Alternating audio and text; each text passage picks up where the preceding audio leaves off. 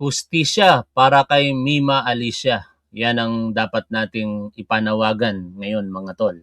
Sapagkat napakalungkot po ng balita na ito lalong-lalo na sa mga katulad kong content creator na politically active.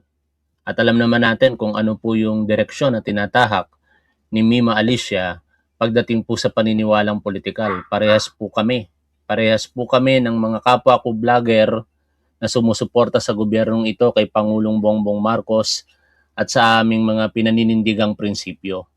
Nakalulungkot lamang na sa oras na ito, siya naman ngayon ang ating pinag-uusapan, hindi dahil sa kanyang pakikipaglaban, kung hindi mismo sa kanyang pagpanaw na, no? Kasi yung usaping pakikipaglaban, every now and then, nababanggit naman natin na pag-uusapan ng mga kapwa natin content creator, ngunit dito nakalulungkot talaga. Tapos kanina, haba ako naglalakad sa treadmill, nag-exercise lang ako ng bahagya, nagtatanong tayo, sino kaya yung posibleng pumaslang dito kay Mima Alicia? Maraming mga nanood, bihira na pong may nanonood sa akin sa personal profile ko. Pero ang dami pong nanood kanina at halos lahat po ng mga manonood po natin nagpapakita po ng simpatya dito nga po sa pangyayari. Pinararating nila yung kanilang kalungkutan para partikular sa pamilya nito pong si Mima. Pero meron pong isa doon na demonyo po ang pag-iisip. Tuwang-tuwa pa po siya at sinasabi niyang very good headshot, sabay tawa pa. No? Hindi ko alam kung anong uri ng tao merong ganun at kung anong paniniwalang politikal niya. Kasi alam niyo mga tol, kung ikaw normal na tao, kahit kalaban mo sa politika, hindi mo ikatutuwa pagka sila'y pumanaw. Tayo nga po dito, merong pumanaw na isang DDS vlogger. Sakit pa yun ha. Pero hindi ko po yun ikinatuwa. No? Kasi pagka ang buhay, ang pinag-uusapan, iisa lamang po yan. Paano po yung mga naiwan? Paano po yung mga nagmamahal dun sa tao? No? Paano ngayon ang pamilya ni Mima Alicia na sa aking pagkakaalam, sa mga ilang minuto naming pag-uusap, more than a year ago, before pa na magkaroon ng mga konting tampuhan sa pagitan din ng mga vloggers, nabanggit niya po sa akin na siya po ang breadwinner ng kanilang pamilya. No? Hinangaan ko nga ito si Mima Alicia kasi sa murang edad niya, nung mga panahong iyon, baka ang edad niya mga 21 pa lamang eh. Ngayon, sabi ni Takero, nasa 24 na ya ito. Perhaps mga more than 2 years na kaming huling nakapag-usap sa Messenger. Sa pag-uusap namin na yon, nakaasa talaga sa kanya ang kanyang pamilya. May mga in-establish po siyang negosyo na sa kanya mismo nang galing ang puhunan at iyon ay pinagkatiwala niya sa kanyang pamilya sa probinsya. Hindi po kasi ito Manilenya, no?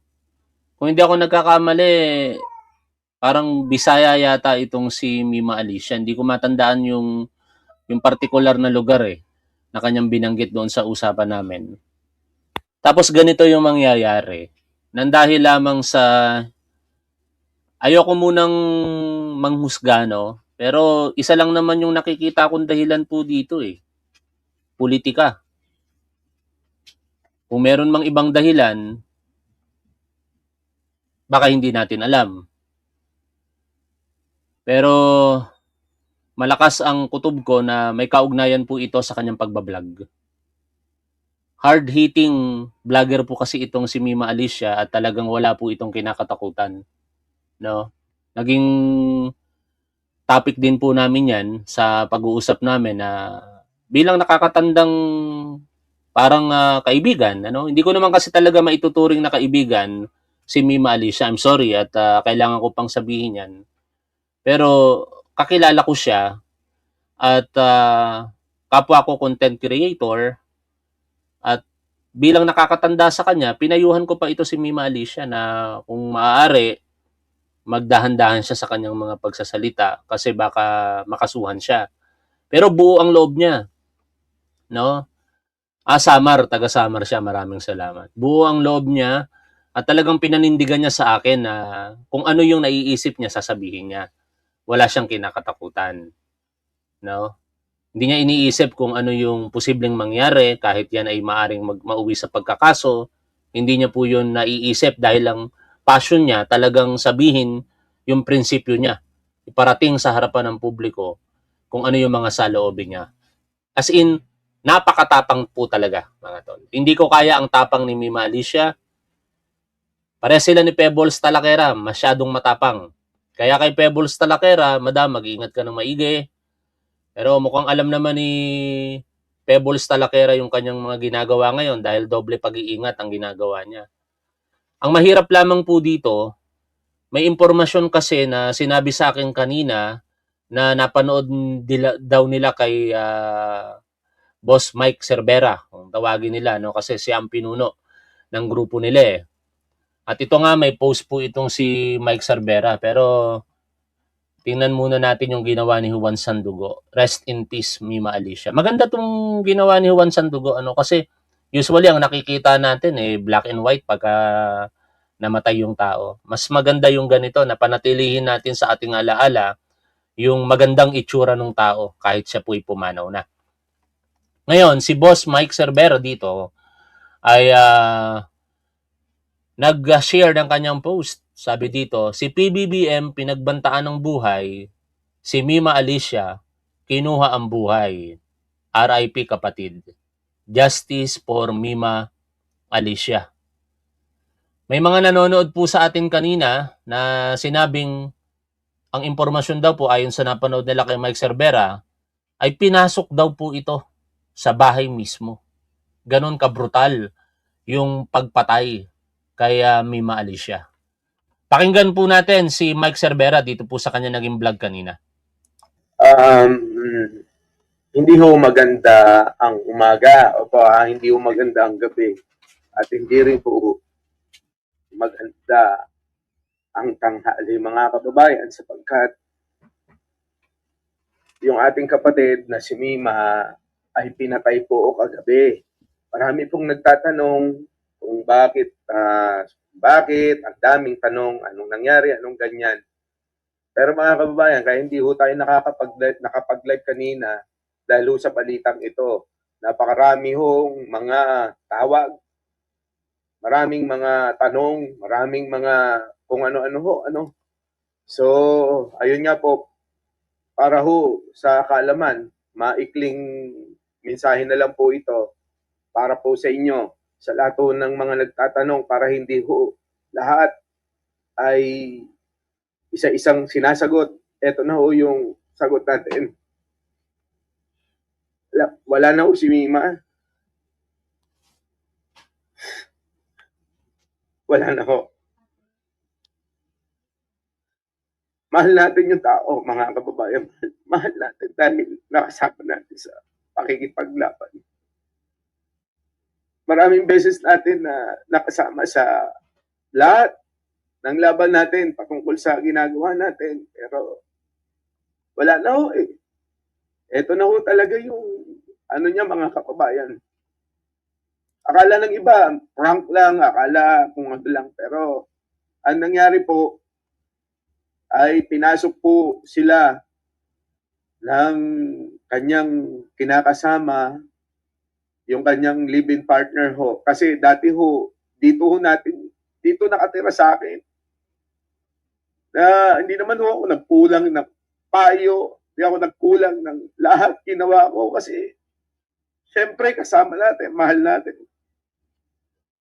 Pero mga kababayan, hindi ko rin ho alam kung anong ang punot dulo ng dahilan. Dahil si Mima ay marami rin hong mga bagay na hindi rin niya sinasabi sa akin, mga kababayan. Kaya kagabi, ayon sa aming abogado, alam niyo naman, di ba? Si Mima, tayo yung nagrekomenda ng abogado niya para doon sa laban niya ng mga demanda niya, di po ba? Pero ngayon, doon na tayo. Isang tabi muna natin yun. Basta wala na ho. Si Mima kasi matagal nang wala rito sa bahay. Sumama na ho't nakipag-live-in na po sa kanyang boyfriend na nakilala. Hindi ko rin ho alam kung saan. Siyempre, hindi ko rin ho naman po pwede. Sabi nung iba, bakit hindi mo pinigilan? Bakit hindi mo sinabihan? Hindi ho ako nagkulang dahil hindi ko naman ho kailangan saklawan yung mga personal niya sa buhay dahil hindi ko naman siya kaano-ano. Hanggang balita nga po, ayon sa polis na nakausap ni Jen, dahil tinawagan niya yung boyfriend kung ano ba nangyayari, ang sumagot polis, yung investigador. Ang sabi nga mga kababayan, ang kwento, di umano ayon sa investigador ay pinasok ang bahay na inuupahan ni Lamima dyan po sa may North Caloocan at doon nga po isinagawa ang krimen. Tinadtad po ng bala mga kababayan. Putang ina, tinadtad ng bala. Binalin sa ulo, ganon mga kababayan. Talaga papatayin si Mima. Hindi ko natin alam kung ano atraso niya. Yun, mga kababayan. Ang ganun lang. Sige, maraming Ay, nako. Ang bigat sa dibdib mga tol. Ako, hindi malapit sa akin si Mima. Kakilala ko lang siya pero nasasaktan ako eh. Kaya nauunawaan ko yung nararamdaman ni Mike Cervera dito na itinuturing na parang anak o nakababatang kapatid itong si Mima. No? Nakalulungkot po talaga yung sitwasyon. Ako, apektado ako kasi content creator tayo, politically active. Ito yung lagi kong naiisip sa totoo lang, no? Dati-rati lagi ko sa inyong sinasabi, hindi ako natatakot mamatay. Pero nangyari ngayon kay Mima Alicia, mananatili yun na hindi ako takot mamatay. Pero nag-aalala ako kasi paano yung mangyayari sa pamilya ko kapag sa akin naman nangyari ito. No? Paano mabubuhay yung pamilya ko pag nawala ako? Yun ang kinakatakot ko ngayon. Kaya mag-iingat po ang lahat. No? Mag-iingat po tayong lahat na lumalaban para sa katotohanan. Mag-iingat po tayo sa i-criticize po natin sa mga politiko, maaaring ang kapalit po niyan, kapahamakan. Ako naman, nakahanda ako dyan, although may pag-aalala pa rin. Na napakahalaga mga tol ng mga insurance. Hindi ako magpo-promote ng anumang insurance pero dapat tayo sa mga kapwa ko content creator maging practical tayo. Paghandaan natin yung kamatayan natin. Paghandaan po natin yung posibleng paglisan po natin dito. Dapat pagka mangyari yon, yung pamilyang iiwan natin, wag naman sana, kahit masakit sa kanila, makakabawas sa nararamdaman nilang sakit, yung kahandaan na ginawa natin nung tayo pa'y nabubuhay. No? Kasi di natin talaga sigurado kung ano yung hinaharap eh. Biruin mo, batang-bata itong si Mima Alicia. Babae pa. Tapos mamamatay sa ganyang kaparaanan. Sana naman kayong mga hindi naniniwala kay Mima, magkaroon naman kayo ng konting pagkatao, no? Pairalin nyo naman yung humanity. Magkaroon kayo ng, anong Tagalog ng kindness? Yung pagiging kind. Ha? Napatay na yung tao, pagtatawanan pa nung ilang mga kapwa natin Pilipino, porket iba yung paniniwala sa inyo. Sa isang banda mga tol, nagpapasalamat tayo kay Yusek Claire. Kasi, di ko talaga natiis. Although alam niya na yon. Si Yusek Claire naman nakabantay po yan sa nangyayari sa ating lipunan. Pero hindi ko matiis. Bira naman ako mag-message sa kanya. nag-message ako kanina. Ni-screenshot ko yung post ni Mike Cervera at pinadala ko sa kanya at nakikiusap ako na sana mapansin ng mainstream media. Ayokong magsabi na Yusek, pakibanggit mo naman to, hindi ganun. Yun lang. Sana mapansin ng mainstream media bakit ano ang layunin natin doon. Pag nagkaroon ng ingay dito, nag-viral, mas magiging mabilis ang aksyon. Kasi bakit? May mga open sources of information matutulungan ng ating mga otoridad para maresolba itong pagpatay kay Mima. Pero salamat sa tugon ni Yusek Clear. Ang maganda ngayon, kahit paano, sa kabila ng malungkot na balita na ito, alam na po ito ni NBI Director Melvin Matibag. Yun po ang mensahe ni Yusek Clear. Sabi niya, pinarating niya na kay NBI Director Melvin Matibag. At sana naman po, ngayon na nasa kaalaman na po ito ng NBI, at sa tulong na rin po ng ating mga kapulisan dyan po sa Caloocan Police Station, soonest, sana po sa lalong madaling panahon, maresolba po ninyo itong pagkakapatay kay Mima Alicia. Nasa demokrasya po tayo, dapat walang room sa ganitong pangyayari. No? Napapatayin ka dahil nagsasalita ka lamang.